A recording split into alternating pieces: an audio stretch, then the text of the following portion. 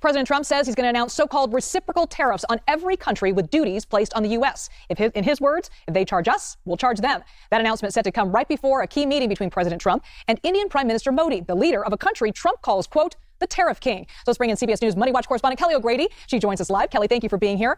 So go over this again. What are reciprocal tariffs and how would they work? Okay, so think of it as a tit-for-tat retaliation when it comes to tariffs. Remember, a tariff is a tax that a company will pay when it's importing goods from another country. So in this case, countries like India, like Vietnam, like Thailand, they put a tax on goods, U.S. goods, that are being imported into their country by companies in that country. And so the reciprocal element here is President Trump is saying, well, if you're going to tax the U.S. goods that are coming into your country, we are going to tax your goods that are coming into our country. So that's where that retaliation, the reciprocal aspect, it is a specific type of retaliation. That means if you're taxing 10%, we're also going to tax 10%. So it's kind of that evening out of things.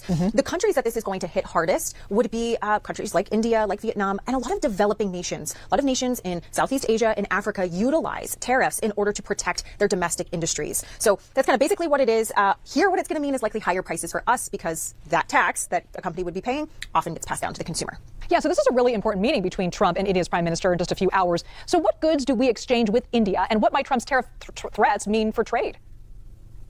You are absolutely right. This is a critical meeting. It's probably no surprise that this is being announced right now because we do know that President Trump utilizes tariffs as a negotiating tactic. So our trade relationship with India, for context, we are their biggest trading partner. They are in our top 10. So we are important to each other, but we are more important to India than they are to us. The types of goods that we sell to India are pharmaceuticals, petroleum, the types of goods we buy from India. Think textiles, spices, a lot of pearls as well coming from there. There is a trade deficit. That means that we buy more goods from India than we sell to them in India's favor. But yes, this is going to be a very important meeting. India has already indicated that they will roll back some of those tariffs. So I'm sure this is going to be something that the two presidents are talking about. Yeah, it's interesting to watch because during Trump's first administration, these two had a very warm relationship. So it'll be interesting to see what comes out of this particular meeting during this current administration.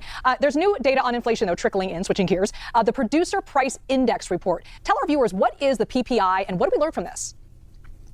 So this measures the prices, the costs that it costs producers in order to make the goods that we then go buy at the retail store, at the grocery store. And so this is really important because when these prices rise, it trickles down to us, the consumers, eventually. Remember, we also got an inflation reading yesterday, but it was the Consumer Prices Index.